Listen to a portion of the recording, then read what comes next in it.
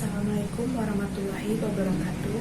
Di sini saya akan membedah buku Masail Kontemporer. Materi pertama adalah dari pernikahan beda agama. Inti dari pernikahan beda agama adalah suami istri yang sama-sama beragama satu keyakinan akan menjamin tercipta keluarga yang sakinah mawaddah warahmah karena keyakinannya sama dan satu tujuan pula. Dengan demikian, maka terciptanya keluarga yang disebutkan di atas. Dan apabila istri atau suami yang berbeda, yang satu beriman dan satu kafir, yang satu menarik ke surga, yang satu menarik ke neraka. Untuk itu, dalam urusan perkawinan haruslah adanya kesamaan atau keyakinan. Dari situ akan melahirkan kesepakatan akhlak dan kesatuan tujuan. Materi selanjutnya adalah zina dan status anak yang lahir akibat zina. Anak hasil zina adalah anak yang lahir sebagai akibat dari hubungan di luar pernikahan sah menurut ketentuan agama. Anak ini tidak mempunyai hubungan nasab, wali nikah waris dan nafkah dengan lelaki yang mengakibatkan kelahirannya. Hasil anak zina hanya memiliki hubungan nasab, waris, dan nafkah dengan ibu dan keluarga ibunya. Rasulullah pun melihat rupa anak tersebut dan beliau melihat keserupaan yang jelas dengan Utbah. Rasul bersabda, "Wahai Aben bin Zama'ah, anak itu adalah bagi pemilik kasur atau suami dari perempuan yang melahirkan, dan bagi pezina adalah dihukum batu dan berhijablah dari wahai Rasulullah dan binti Zama." Aisyah berkata, ia tidak pernah melihat Saudah sama sekali. Hadis riwayat Al-Bukhari Muslim. Materi selanjutnya adalah menganalisis segi-segi positif dari negatif hukum KB. Hukum KB dalam agama Islam dan cara menerapkannya dalam hal ini ada perbedaan pendapat para ulama. Ada yang berpendapat boleh dan ada juga yang tidak. Dalam buku Fondasi Keluarga Sakinah yang diterbitkan oleh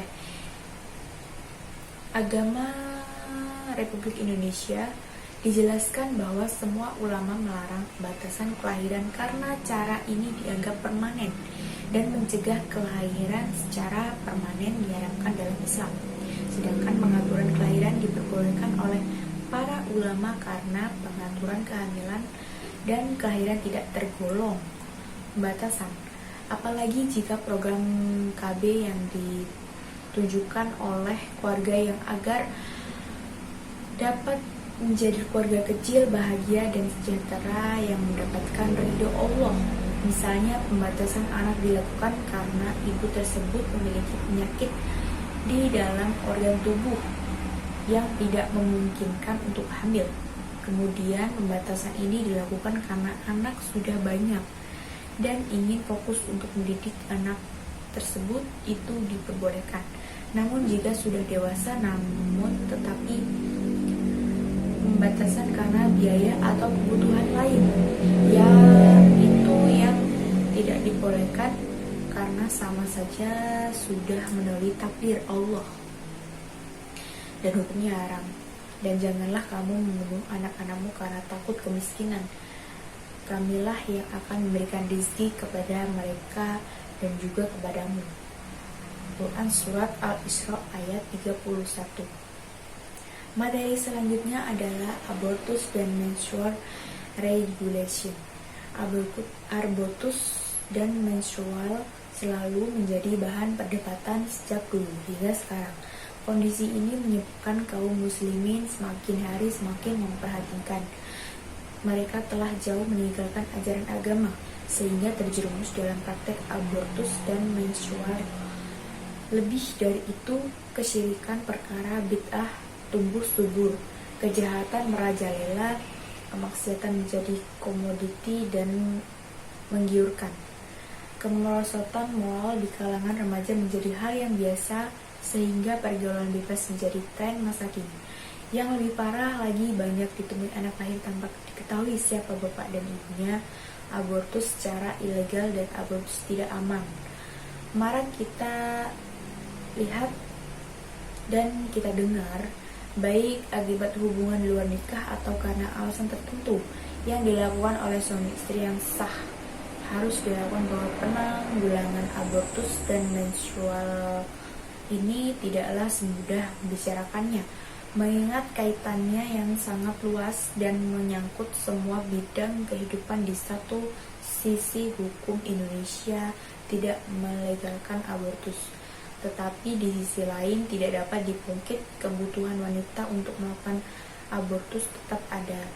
Adanya dua hal yang saling bertolak belakang ini pada akhirnya justru menimbulkan masalah lain, yaitu terjadinya abortus yang tidak aman dan mengakibatkan bertambahnya angka kematian ibu. Dalam menanggulangi ekses yang timbul akibat abortus ilegal ini, maka para praktisi maupun tenaga medis harus tetap memegang teguh nilai-nilai moral, etika, dan hukum yang berlaku dan mempertimbangkan kondisi darurat. Juga tidak boleh begitu saja digeneralisasi, tetapi harus melihat kasus per kasus dan tidak melupakan dari sudut agama dan kemanusiaan. Materi selanjutnya adalah adopsi anak dan hukumnya. Hukum mengadopsi anak dari keluarga non-muslim contohnya. Menurut pasal 39 ayat 3 Undang-Undang 35 tahun 2014 dan pasal 3 ayat 1 nomor 54 tahun 2007, calon orang tua angkat harus seagama dengan agama yang dianut oleh calon anak angkat. Aturan ini dibuat dalam rangka menghindari isu-isu pemaksaan anak dalam beragama.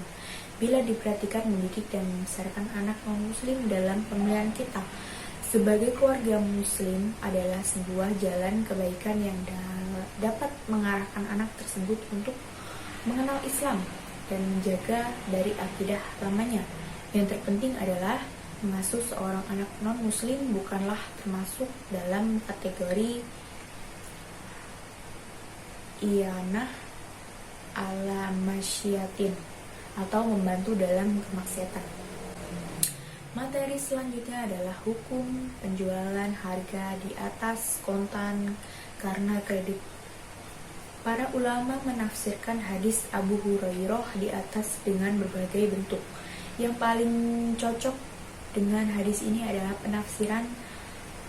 penafsirannya. Barang itu seharga sekian dan sekian itu ditempuhnya sebagai sampai sekian.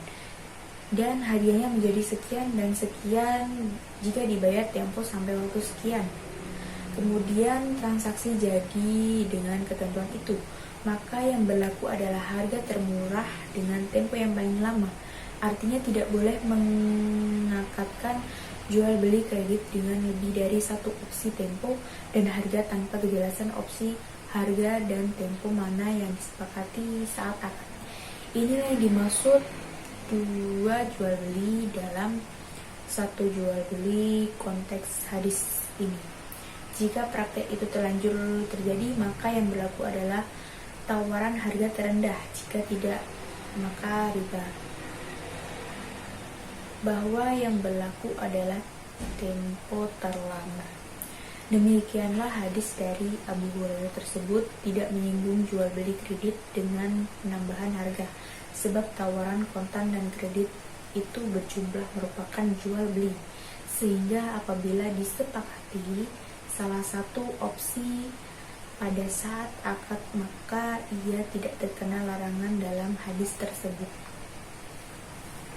Demikianlah itu tadi pembedahan buku Masail Fikih Kontemporer dari saya.